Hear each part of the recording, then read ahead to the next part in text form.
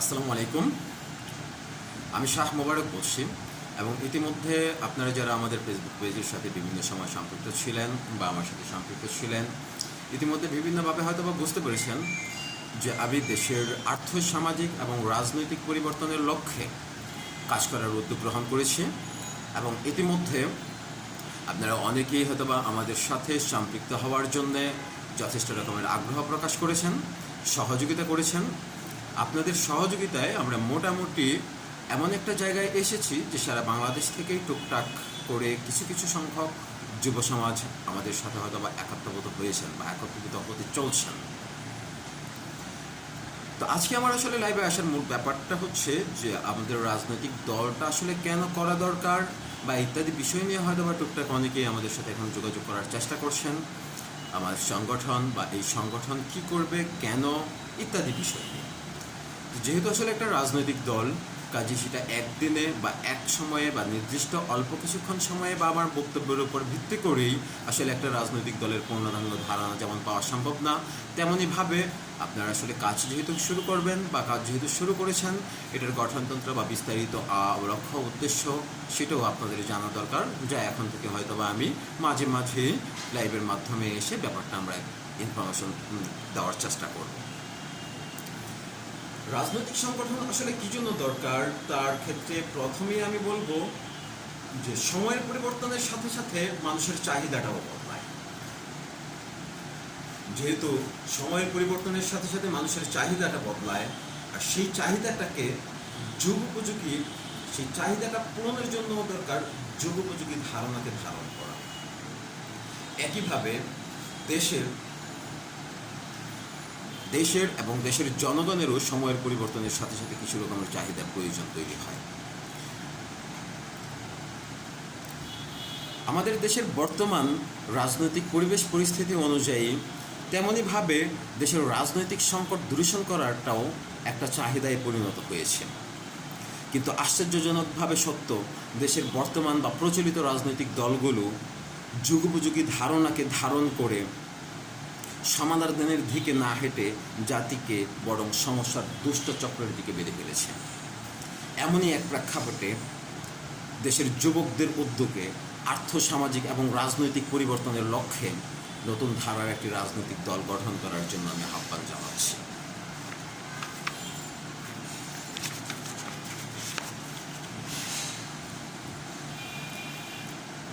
বর্তমান সময়ে রাজনৈতিক ক্রান্তিকালে আছে আমাদের দেশ বাংলাদেশ। বাংলাদেশের মহান সংবিধানের প্রস্তাবনা জনগণের স্বপ্ন ও প্রত্যাশাকে ধারণ করেই রচিত হয়েছিল। যা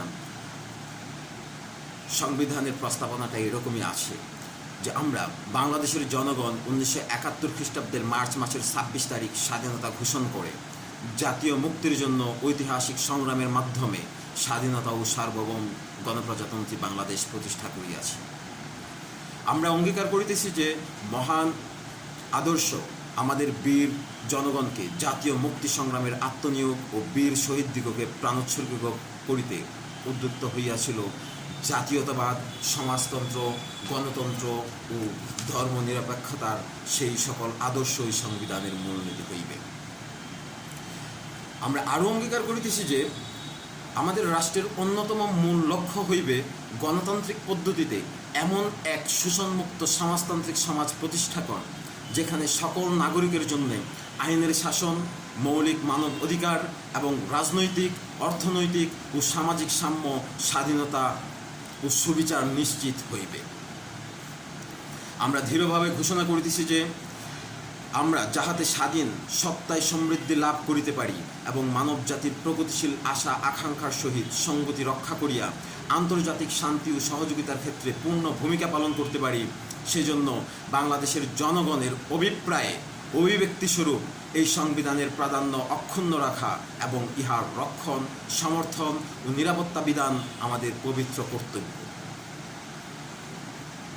এতদ্বারা আমাদের এই গণপরিষদে 1379 বঙ্গাব্দের কার্তিক মাসের 18 তারিখ মোতাবেক 1972 খ্রিস্টাব্দের নভেম্বর মাসের 4 তারিখে আমরা এই সংবিধান রচনা ও বিধিবদ্ধ করিয়া সমবেতভাবে গ্রহণ করিলাম। কিন্তু আশ্চর্যজনকভাবে সত্য, আমাদের সংবিধানের যে মূল কয়েকটি নীতি রয়েছে, যার মধ্যে জাতীয়তাবাদ, সমাজতন্ত্র, গণতন্ত্র এবং ধর্মনিরপেক্ষতাকে গ্রহণ করা হয়েছে, বর্তমানে আমাদের সেই গণতন্ত্রটাই তো আসলে নেই।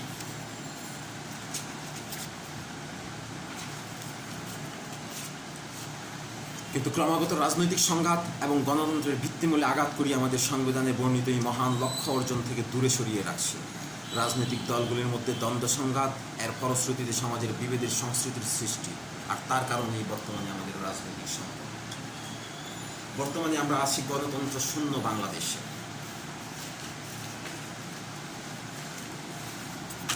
গণতন্ত্রের জন্য সারা পৃথিবীর মানুষই সবসময় সংগ্রাম করেছে, আমরাও সংগ্রাম করেছি। সে ব্রিটিশ আমল থেকে সংগ্রাম করে এসেছি এবং অদ্যাবধি পর্যন্ত আমরা সেই সংগ্রাম চলমান রেখেছি।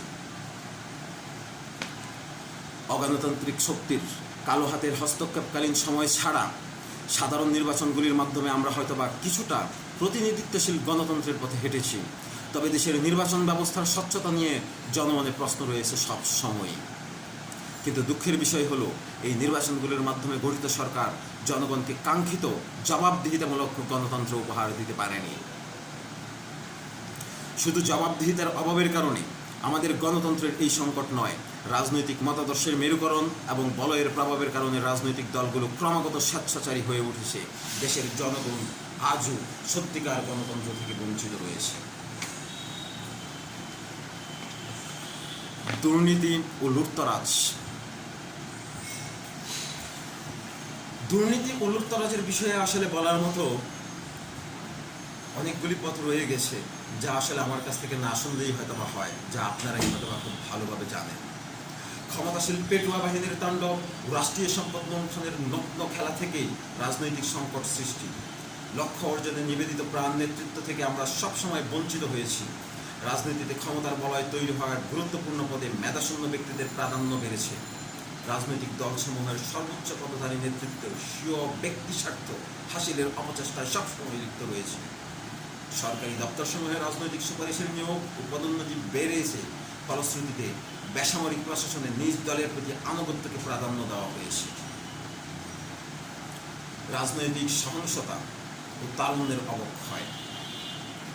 জাতীয় রাজনীতির সহিংসতার প্রভাব তরুণ সমাজকে প্রভাবিত করেছে।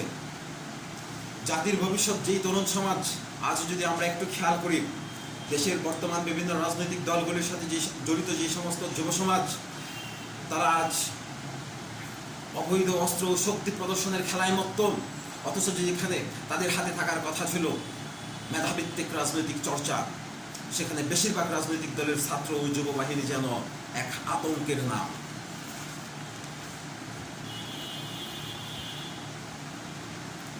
আইনের শাসনের অভাব। আমাদের দেশে রয়েছে আইনের শাসনের অভাব, জবাবদিহিতার অভাব, দুর্নীতি আর রাজনৈতিক সহিংসতা থেকে আইনের শাসনের শূন্যতা সৃষ্টি হয়েছে। প্রত্যেকটি মারাত্মক অপরাধের ধরনই ছিল স্বেচ্ছাচারিতা, গণতান্ত্রিক রাষ্ট্রে যা মোটেও মানানসই নয়। আর এখান থেকেই সৃষ্টি হয়েছে বিচারহীন সংস্কৃতি। খুনি, ধর্ষক এর মতো অপরাধীগুলি ক্ষমতাসীন রাজনৈতিক দলগুলির হীন স্বার্থে আইন শৃঙ্খলা রক্ষাকারী বাহিনীকে ব্যবহার করে আসছে, এবং এই সমস্ত খুনি দর্শকরা সব সময় রয়ে গেছে ধরাছোঁয়ার বাইরে। বাক স্বাধীনতার অভাব রয়েছে আমাদের দেশে। আমাদের মহান সংবিধানের বর্ণিত বাক স্বাধীনতার অধিকার আজ অবরুদ্ধ। গণমাধ্যমের উপর অদৃশ্য কালো হাতের ছায়া, কালো আইনের প্রভাব, রাজনৈতিক বিবেচনায় মিডিয়ার মালিকানা দেওয়ার কারণে ব্যক্তিগতভাবে মত প্রকাশের স্বাধীনতা যেমন ক্ষুণ্ণ হয়েছে, তেমনি গণমাধ্যমও আপোষহীনভাবে কাজ করতে পারছে না। আর ব্যক্তিগতভাবে এই যে আজকে ফেসবুক লাইভ বা ফেসবুকে আসা, এরকম দু চারটা ফেসবুক লাইভ কিংবা দু একটা পোস্টই আসলে আজকে কোনো একজন মানুষের নিরাপত্তার হীনতার মধ্যে চলে আসছে।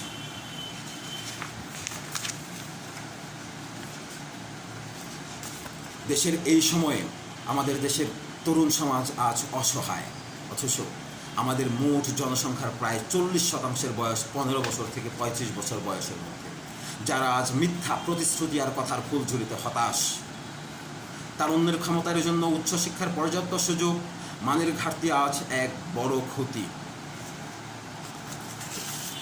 দেশের 40% জনগণ যে তরুণ সমাজ, সেই তরুণ সমাজের জন্যে বিগত সরকার কিংবা স্বাধীনতার পরবর্তী সময়ের বিভিন্ন সরকার বা বিভিন্ন রাজনৈতিক দলগুলো কী এমন স্টেপ গ্রহণ করেছে যাতে এই তরুণ সমাজগুলি, যাতে আমাদের এই তরুণ সমাজগুলি পরবর্তী সময়ে দেশের হাল ধরতে পারবে। দু চারটা বা বেশ কিছু রকমের শুধুমাত্র কিছু রাষ্ট্রীয় সন্ত্রাস বাহিনী ছাড়া দেশের এই তরুণ সমাজকে কি গত বা বিগত রাজনৈতিক দলগুলিকে অন্য কোনো কিছু উপহার দিতে পেরেছে?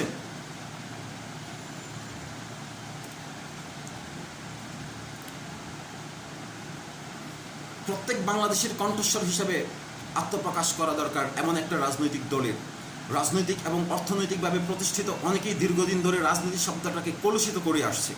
অদৃশ্য শক্তি, ক্ষমতার অপব্যবহার বা পেশি শক্তির জুড়ে যারা ক্ষমতায় এসেছে, তারা গণতন্ত্র এবং আত্মত্যাগের মহান মূল্যবোধকে বিসর্জন দিয়ে নিজ স্বার্থ হাসিলের অপচেষ্টায় লিপ্ত হয়েছে। এখন সময় রাজনীতি শব্দটার মহান মর্মকে পুনঃপ্রতিষ্ঠিত করা, এখন সময় জনগণের কাছে তাদের ক্ষমতাকে ফিরিয়ে দেওয়ার। আর এই লক্ষ্যেই দেশের আর্থসামাজিক এবং রাজনৈতিক পরিবর্তনের লক্ষ্যে দেশের যুবকদের উদ্যোগে একটা নতুন ধারার রাজনৈতিক দল গঠন করার আহ্বান জানাই, যার লক্ষ্য এবং উদ্দেশ্য এই দেশের তরুণ সমাজ, এই দেশের যুব সমাজ তৈরি করবে এবং দেশে গণতন্ত্র পুনঃপ্রতিষ্ঠিত করবে। এই লক্ষ্যে আমি আছি আপনাদের সাথে এবং আমি আশা করি আপনারা যারা আছেন আমাদের সাথে সহযোগিতা করবেন। আমি আমার পরবর্তী স্টেপগুলিতে প্রাথমিকভাবে আমরা কী কী বিষয়গুলি নিয়ে কাজ করব ইত্যাদি বিষয়গুলি নিয়ে আমরা বিস্তারিত আলোচনা করব এবং সবচাইতে বড় যে বিষয় আমাদের মূলনীতিগুলি নিয়ে আমরা পরবর্তী ভিডিওর মাধ্যমে আমরা আশা করি ইনশাআল্লাহ আলোচনা করব। আপনাদের সার্বিক সহযোগিতা চাই, আপনাদের সহযোগিতার প্রত্যাশায় আমি আজকের মতো এখানেই বিদায় নিলাম। আসসালামু আলাইকুম।